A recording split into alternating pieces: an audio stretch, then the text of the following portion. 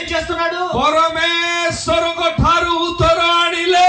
దేవుని యొద్ద నుంచి జవాబుని పొందుకున్నాడు। ସେ ଉତ୍ତର କଣ ଥିଲା? ఆ జవాబు ఏమైనది?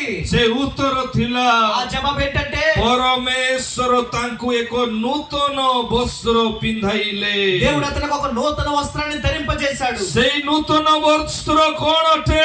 ఆ నూతన వస్త్రం ఏమైనది? ଦୟାକରି ଆପଣ ଖୋଲିବେ దయచేసి మీరు తెరిచి చూడండి। ଆଦି ପୁସ୍ତକ 41 ପର୍ବ ఆదికాండం 41వ అధ్యాయము ତାର 41 ପଦ 41వ వచనం 42 ପଦ 42వ వచనం 43 ଆଉ 44 ପଦ 43 44 వచనాలు ଏଇଠି ଲେଖାଯାଏ। ఇక్కడ రాయబడి ଫାରୋ ଯୋସେଫଙ୍କୁ ଆହୁରି କହିଲେ, ଫାରୋ ଯୋସେଫଙ୍କୁ ଆହୁରି କହିଲେ, ଦେଖ ଆମ୍ଭେ ତୁମକୁ ସମୁଦାୟ ମିଶ୍ର ଦେଶ ଉପରେ ନିଯୁକ୍ତି କଲୁ। ହଁ କେଉଁ ଉପରେ ନିଯୁକ୍ତି କଲୁ? చూడు ఫరో యోసేపు అంటాడు కదా నీకు ఐగుప్తు ମୋ ସହିତ କୁହନ୍ତୁ ఐగుప్తుతో చెప్పండి ଗୋଟିଏ ଦେଶ ଉପରେ।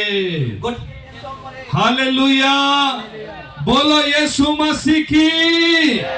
ମୋ ପ୍ରିୟ ଲୋକମାନେ, ଯଦି ଆପଣ ଯଦି ଅଧିକାରକୁ ପାଇବା ପାଇଁ ଚାହୁଁଛନ୍ତି, ଜଣକୁ ପରମେଶ୍ୱର ଅଧିକାର ଦେବେ ନାହିଁ, ଦୁଇ ଜଣକୁ ଦେବେ ନାହିଁ, ଗୋଟେ ଦେଶକୁ ମଧ୍ୟ ପ୍ରଭୁ ଆପଣଙ୍କୁ ଦେଇଦେବେ। ప్రియమైన వారలారా, దేవుడు మీకు అధికారం ఇస్తే ఒక వ్యక్తి మీద కాదు, ఇద్దరి మీద కాదు, లేదా ఒక దేశం మీద దేవుడు మీకు అధికారం ఇస్తాడు।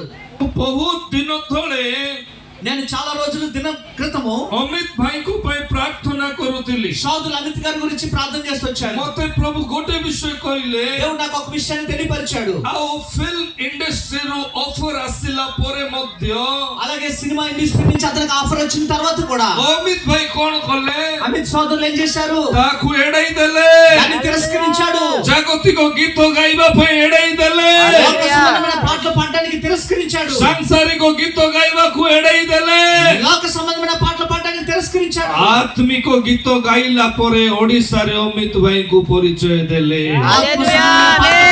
ఒరిస్సాలో అమిత్ సోదరులకి దేవుడు పరిచయం అనుగ్రహించాడు। Hallelujah hallelujah. ମତେ ଯେତେବେଳେ ପ୍ରଭୁ ଆହ୍ୱାନ କଲେ, దేవుడు నన్ను పిలుచుకున్నప్పుడు ମୁଁ ପ୍ରାର୍ଥନା କରିପାରୁନଥିଲି। నేను ప్రార్థన చేయలేకపోతూ ఉండేవాడిని।